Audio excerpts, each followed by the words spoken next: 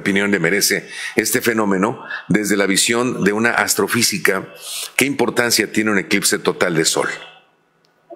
Definitivamente la importancia de los eclipses totales en el pasado fue fundamental, ¿no? Porque se pudo estudiar varios fenómenos importantes y además descubrir un ejemplo en el que ayudó muchísimo el eclipse total de sol fue estudiar las características del sol. Antes no se conocía que el sol estaba formado o estaba conformado con una corona.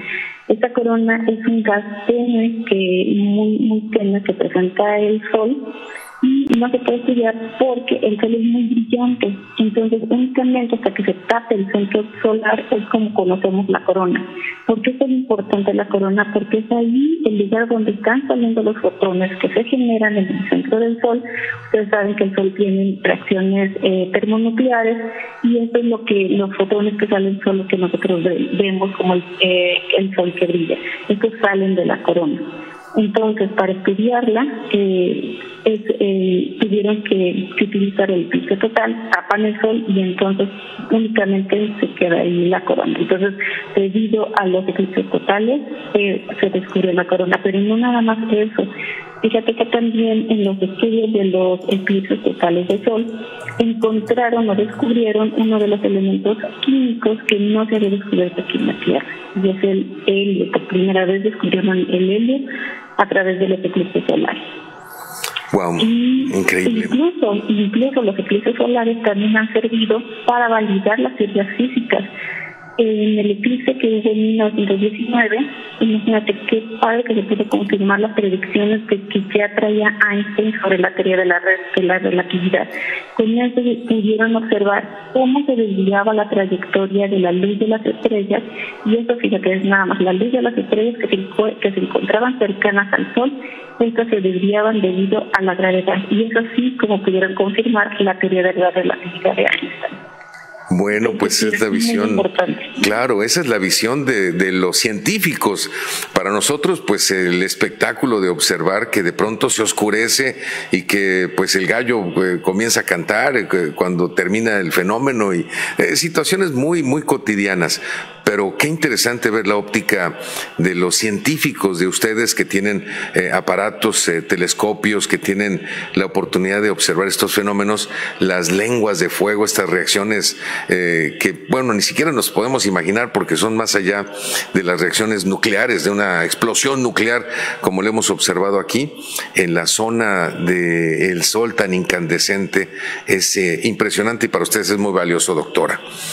Así es. Y fíjate que, perdón que te interrumpa, no nada más en el ámbito científico son importantes este evento de los eclipses totales, sino también es importante porque nos acerca a la comunidad, nos da la oportunidad de explicarles un poquito sobre la astronomía, de transmitirles nuestro conocimiento.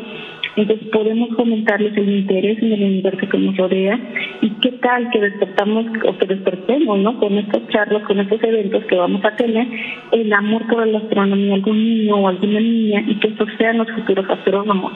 Estos eventos astronómicos son importantes para el público en general. Bueno, pues una pregunta que le quisiera hacer es que si usted, ya que comenta de los niños, como una pregunta adicional a la entrevista, ¿alguna vez vivió un eclipse siendo niña y que le haya dicho, pues a mí me encantaría estudiar estos fenómenos? No. Ay, sí, ahora te recuerdo, sí me tocó vivir uno. Perdóname, sí me tocó vivir uno, y fue de lo más extraordinario porque, y también quería hablar sobre eso, fue extraordinario porque estaba en el salón de clases. Recuerdo que estaba en la primaria y cuando empezó a oscurecer, la maestra dijo, no tan rápido, debajo del pupitre hay que cerrar ventanas y todo. Como que, y nos afectó bastante, ¿no? Entonces, más que acercarme a la niña, pues obviamente que eso me aleja. Esa es una de las cosas, mitos que se generan a través de estos eventos astronómicos.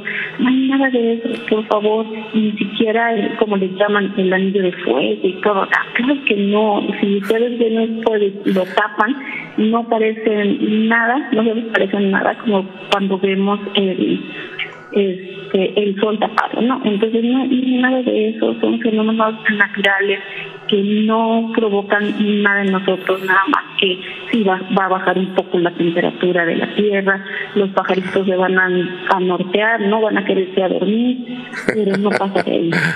Qué interesante. Definitivamente. Gracias, qué interesante. Qué bueno que hizo un análisis ahí en su archivo, porque la verdad sí, estamos hablando de cosas astronómicas, astrofísicas, y luego yo la proyecto a su infancia prácticamente. Muchas gracias por llevarnos con esta imagen, ya me la imagino ahí metiéndose todo el mundo abajo, y cierren las ventanas, puede pasar algo, en fin, que eso es lo que tratamos de evitar, por supuesto, y eso me daría pie a la siguiente pregunta.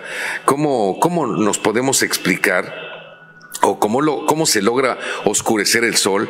Ayer la titular del CONACYT dijo que el sol desaparecería, y pues yo que recuerde, pues en un eclipse no va a desaparecer, sino vamos a tener una sombra que precisamente por ello hace que baje la temperatura. Pero ¿cómo se explica esta alineación, doctora? Así es, sí tienes mucha razón, no se desaparece, únicamente es un bloqueo. ¿Qué necesitamos? El ingrediente, por así decirlo, para tener un eclipse total de sol, es que necesitamos que el sol, en este orden, el sol, la luna y la tierra, se alineen. De esta manera, la luna va a bloquear completamente el sol y va a proyectar su sombra en la tierra. Y lo que va a pasar es que vamos a ver que se hace de noche por unos instantes. Ustedes se van a preguntar, ¿cómo es posible que la luna pueda ocultar el sol si la luna es muy pequeña y el sol es muy grande? Es verdad, puede pasar porque aunque la luna es mucho más pequeña que el sol, también está mucho más cercana a la Tierra.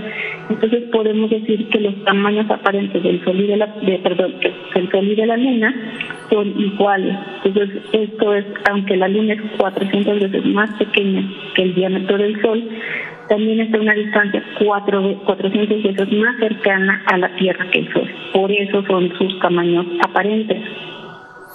Y al estar alineada, la Luna puede tapar completamente el Sol durante el eclipse total.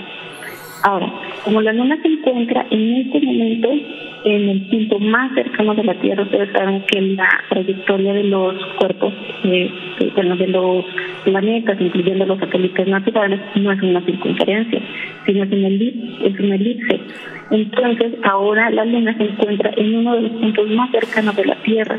Por eso el eclipse total de Sol de este lunes pues va a ser el más largo. Y el más largo es...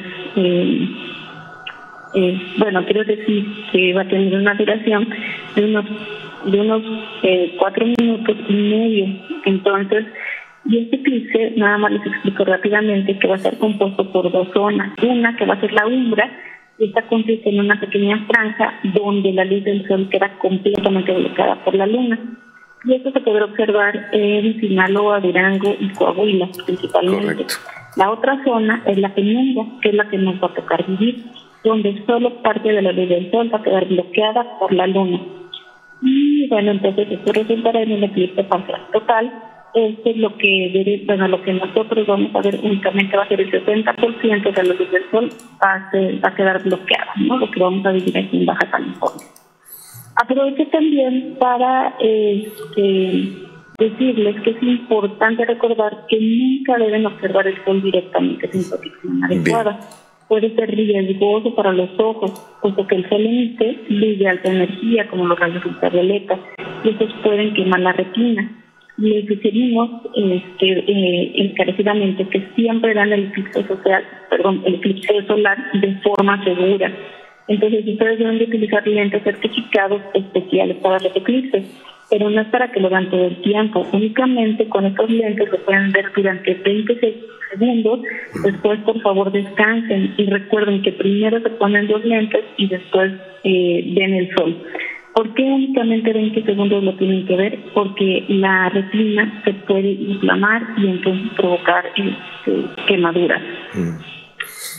Otras opciones también seguras para ver los eclipses es, ustedes pueden usar los vidrios para soldar de grado 14 o más altos. 14. O la forma más segura es verlo a través de las hojas de los árboles. O bueno, ustedes saben que se va a transmitir en las redes sociales. Una manera indirecta que a mí me gusta y la he hecho es observar observar este fenómeno Ustedes toman una hoja blanca, le hacen un orificio con una aguja y entonces la proyectan la imagen del sol en el sol y van viendo cómo se va tapando. Wow. Es muy importante. Ok, bueno, pues muchas gracias, son muy buenas recomendaciones. Doctora, yo supongo que hay fenómenos astrofísicos de mayor trascendencia en el universo. Bueno, por ahí dicen que hay multiuniversos, en fin, usted sabe mejor que yo. ¿Nos podría explicar algunos otros fenómenos que ocurren con mayor trascendencia, pudiéramos decir, que esta sombra proyectada sobre la Tierra, que tiene su valor indiscutiblemente para los investigadores, para poder dimensionar? Sí, hay muchísimos eventos. Entonces van desde los agujeros negros, que estos, y lo seguimos investigando, gracias a la tecnología conocemos muchísimo más del universo. Entonces, los agujeros negros, que son objetos supermasivos donde la gravedad es tan intensa que ni siquiera la luz puede escapar, ¿no? Entonces estos agujeros se forman por las estrellas muy masivas, y pueden tener una influencia muy grande en la evolución de la Tierra. No sé si ustedes escucharon la noticia reciente donde se pudo obtener una imagen del agujero negro de nuestra galaxia por primera vez. Se obtuvo esta imagen dando paso, o sea, a la creencia de que el agujero negro solo era una teoría, pues dando la creencia de que realmente existen los agujeros negros. Y lo que más satisfacción nos debe de dar es que parte de esta investigación se realizó en México, aquí en México, con el gran telescopio milimétrico de la Sierra Negra de Puebla. Fue una investigación mundial, pero donde también participó México. No podemos dejar a un lado las explosiones de las supernovas. Estas también son estrellas muy masivas que al llegar al final de su vida tienen tanta energía que explotan violentamente. Y entonces todos los elementos químicos que se han formado dentro de esta estrella durante su evolución son dispersados por el universo y también forman y vuelven a formar parte de las estrellas que se están formando en las nubes moleculares. Tenemos las galaxias activas, y si me preguntan, puedo mencionarles muchísimos. Tenemos las nebulosas planetarias, son fenómenos muy fascinantes dentro del universo. Estos se forman por estrellas como nuestro Sol. De hecho, nuestro Sol va a terminar como una nebulosa planetaria. Una vez que termina sus reacciones termonucleares y no puede quemar más elementos, abriendo sus capas externas, las ilumina de una manera espectacular y pueden formar diversas variedades de formas, como podemos ver nebulosas de reloj de arena, de alas de mariposas, increíbles que hay en el universo. Bueno, pues solo son algunos fenómenos trascendentes del universo. Pero que todavía nos siguen fascinando. Disculpa, es que me apasiona mucho. No, lo sé. Lo sé. No, y agradezco muchísimo. Sobre todo para poder hacer una diferenciación respecto a este fenómeno que solamente, vuelvo a decir, una sombra de nuestro satélite en la Tierra, a diferencia de los fenómenos astronómicos o astrofísicos que ocurren alrededor de nuestro impresionante universo. Ojalá que para el futuro ya podamos incluso poder migrar en espera. Nos faltan algunos millones de años, así es de que no tenemos prisa por desarrollar la ciencia y conquistar otros mundos, que probablemente en el futuro nosotros seamos estas personas del pasado, y para aquellos que nos escuchen en esta entrevista en muchos años, porque pues las ondas hertzianas van viajando también en el universo, y a quien las encuentre en un momento determinado a distancias enormes. Doctora, ¿por qué quiso usted ser astrofísica? ¿Cómo le nació este interés por un tema tan complejo pero tan hermoso también?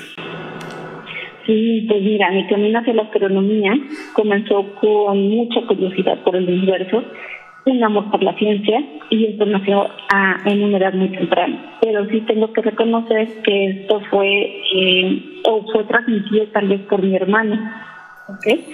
Mi hermano era el mayor, más grande que yo, y entonces él salíamos a ver en la noche, salíamos a observar el cielo, y entonces me comentaba qué eran las estrellas, las constelaciones, y a mí realmente me maravillaban sus explicaciones. Entonces me explicaba con tanta emoción que me transmitió esa inquietud, ¿no?, de comprender los misterios del cosmos.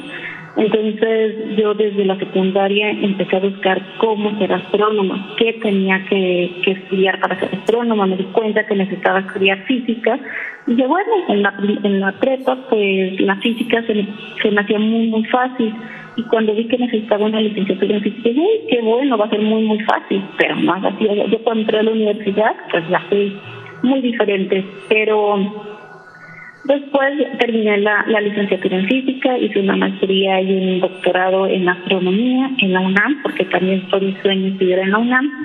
Y bueno, pues ahora soy investigadora del Instituto de Astronomía de la UNAM. Así de fácil, así doctora. Parece muy fácil, pero pues es toda una trayectoria. Ojalá muchos chicos, muchos niños, muchas adolescentes, jóvenes, incluso personas adultas también, ¿por qué no decirlo? Albert Einstein comenzó estudiando no tan jovencito y además con muchos tropiezos, pudieran escoger una carrera tan hermosa como la que usted tiene. Le quiero agradecer muchísimo su comunicación y le mando un fuerte abrazo como siempre, doctora. Gracias. Hasta luego, un saludo allá para todos. Gracias y muy buenos días.